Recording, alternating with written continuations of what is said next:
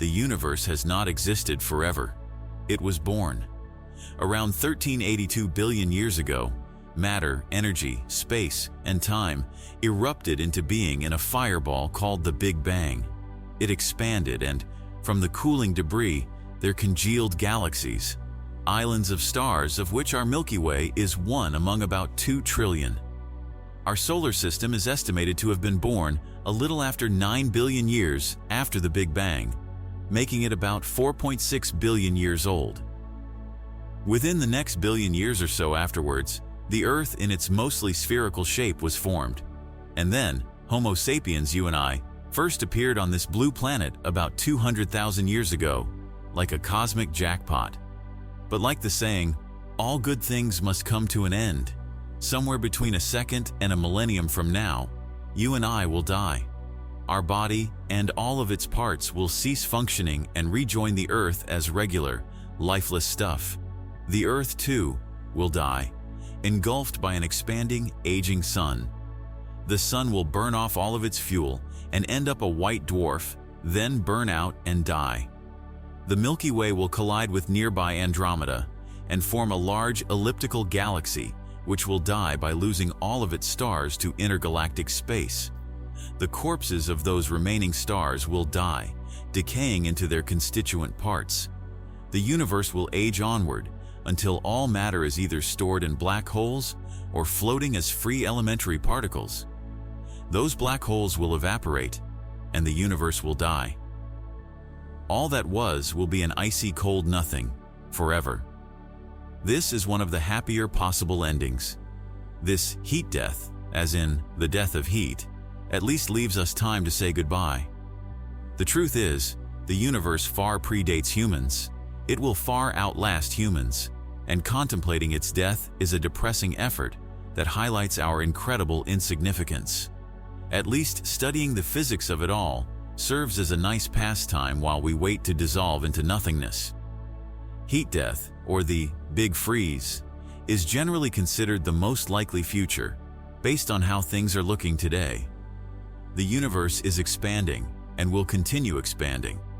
As things move farther apart, stars will form less frequently from the sparser dust and gas.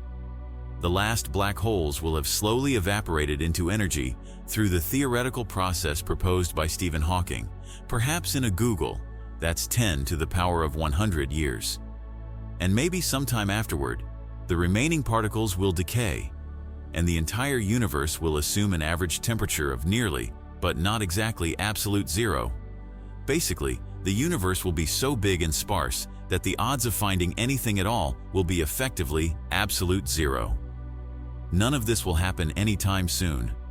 Provided humans survive our own self-destructive tendencies, the Earth's atmosphere could have another billion years, and the Sun may be 7 billion to 10 billion years before it grows into a red giant, ejects its outer layers, and remains just a glowing core around the same size as the Earth, but packing far more mass, called a white dwarf. Smaller red stars will stick around for perhaps 100 trillion years. Maybe humans can settle on a planet orbiting a nice red dwarf like Proxima Centauri to live out our days. These are timescales far beyond human comprehension. Think of the amount of time it would take to walk across the universe at its present size, if you had to stop and count every atom in the universe after each step. I guess everyone tends to feel depressed about it. Some more eventful theorized fates could arrive sooner. Imagine a future where the universe, all too soon, tears itself apart. First come the clusters, with their galaxies pulled away from each other. Then, the galaxies dissolve. Then, the star systems and the planets. And then atoms themselves. Eventually, space-time is torn asunder, rendering the universe uninhabitable. This is a potential future known as the Big Rip. It sounds scary and almost impossible to imagine, but the truly horrifying part is that some evidence seems to be pointing directly toward that fate. A quarter century ago, astronomers discovered dark energy, which is the name given to the apparent accelerated expansion of the universe. This dark energy is deeply mysterious. We do not currently understand what causes it, where it came from, or what it's going to do. But that hasn't stopped theorists from guessing. The simplest thing dark energy could be is a so-called cosmological constant. In this simple picture, dark energy is a substance that permeates all of space and time. There's dark energy everywhere, including in the room you're in right now. This dark energy is perfectly constant. It's exactly the same all through space and time. This substance causes the expansion of the universe to accelerate, but otherwise, it never changes. Another possibility is that the substance behind dark energy can double back on itself, causing itself to amplify with time. This situation is known as phantom dark energy, or just phantom energy. In this case, the acceleration would go up with time. This ramping up of the acceleration, ironically, would make the observable universe far smaller. That's because the velocity between any 2 points would continue to grow, even beyond the speed of light. In this scenario, galaxies would fly away from each other so quickly that they would never see each other again. This would make the observable limit of what we could see shrink with time in an uncontrolled way. If 2 points were ripped apart faster than light, they would no longer interact through any force of physics. Whereas a constant dark energy would leave behind already intact objects, like clusters of galaxies, phantom energy could tear them apart. In a finite amount of time, billions of years from now, clusters would tear apart, followed by ever smaller objects. Even atomic and nuclear bonds would not withstand the onslaught. Eventually, space itself would dissolve in an event known as the Big Rip. Any 2 points, no matter how close, would be ripped infinitely far away from each other. The very structure of space-time, the causal foundations that make our universe work, would no longer behave. The universe would just break down. However, luckily, most physicists do not believe this scenario can actually happen. For one, it's unclear how this process of ripping interacts with the other laws of physics. For instance, quarks cannot be torn apart. When you attempt to do so, you need so much energy that new quarks materialize out of the vacuum. So, ripping apart quarks just might lead to other interesting interactions. In addition, phantom energy doesn't behave according to normal physics. To make this work, the phantom substance has to have negative kinetic energy. But negative kinetic energy usually doesn't happen in the universe. An example of this would be a ball naturally rolling uphill. So this would be a pretty major exception to our established understanding of physics. But while physics theory seems stacked in favor of heat death over the Big Rip, observations don't forbid it. Then, there's the chance that the very vacuum of space itself could change. And then, the world ends not with a bang, but with a quantum vacuum decay of the ground state of the universe to its true minimum. The universe underwent radical phase transitions in the past. For those who don't know, phase transitions are when a substance undergoes a rapid, radical transformation. They happen all the time. For example, you boil water, and it transforms from a liquid into a gas. You cool that same water, and it turns into a block of ice. And on a cosmic scale, perhaps the most exotic phase transitions are those that happen to quantum fields. Quantum fields are the fundamental building blocks of the universe.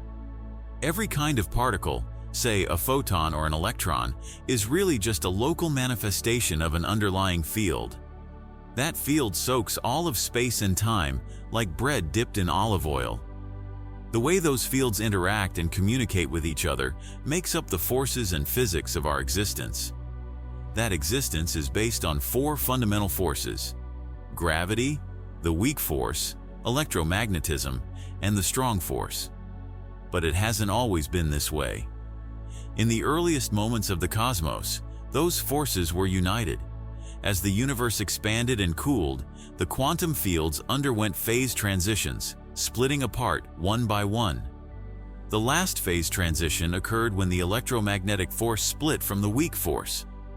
That splitting gave rise to the photon and the W and Z bosons, the carriers of those 2 forces. Since that event, which happened when the universe wasn't even a second old, Everything's been stable. No more splitting, no more phase transitions.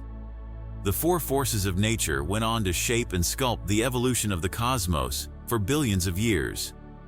But the stability of our universe might not last forever. A situation that is stable for now could quickly deteriorate if something were to go wrong. All it would take is one little shake in the wrong direction, in some random patch of the universe, where the Higgs falls apart and the underlying quantum fields find a new, more stable configuration. That region of new universe would then propagate outward at nearly the speed of light through the old universe. This kind of phase transition is called a false vacuum decay. It references the idea that the vacuum of our universe is a false one. It's not as stable as it might appear, and it will someday decay into something new. To give you a better picture, let's imagine spending your whole life living on a platform, thinking it was the solid ground. This platform is the metastable state. Maybe one day, the platform will collapse and reveal a true floor 100 feet below. The laws of physics, as you know them, would no longer work, and you would fall and die. This is essentially what would happen if the universe snapped from a metastable state to a more stable state, if we were living on the platform all along. This would end the universe as we know it, since this new, lower energy universe would not support the existence of the present-day standard model that governs the identities and interactions of particles that make up matter. Although this scenario is unlikely, such an event would occur before the heat death does. It would be a spectacular death. Image that at some spot in the universe, you'd create a bubble of true vacuum that expands at the speed of light and envelopes the universe, destroying everything. Its light speed means you wouldn't see it coming. The death would arrive simultaneously, with the warning that death was coming. But not every possible cosmic conclusion is one of utter desolation and emptiness. Maybe in some distant, post-heat death future, the energy in the universe's vacuum could spontaneously jump back upward at a point, initiating inflation at that point in space from which entirely new universes form. Perhaps that's how our universe formed, and perhaps there are an infinite number of universes forming in the same way, decaying out of an infinitely inflating grander universe. Maybe there are places beyond the reach of our own universe that won't be impacted by the demise of our own. Certainly, this is the most optimistic point of view among theories, because even though our part of the universe will die out, other parts that may be teeming with life would go on forever. However, our universe dies either way. And maybe dark energy isn't an innate constant value to the universe. Maybe its strength is decreasing, which might lead to the universe's expansion eventually slowing.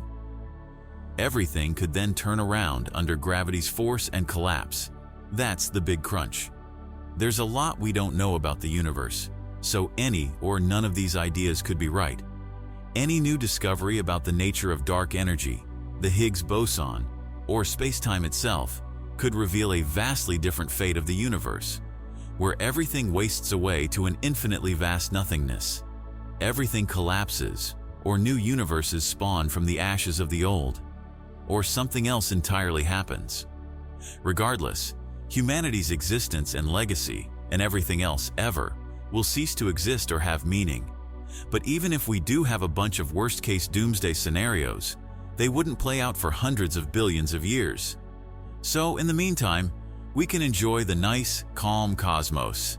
That's all the information that we have for today. Don't forget to thumbs up if you enjoyed today's episode, subscribe if you haven't already, and be sure to hit the bell so you never miss out on future episodes.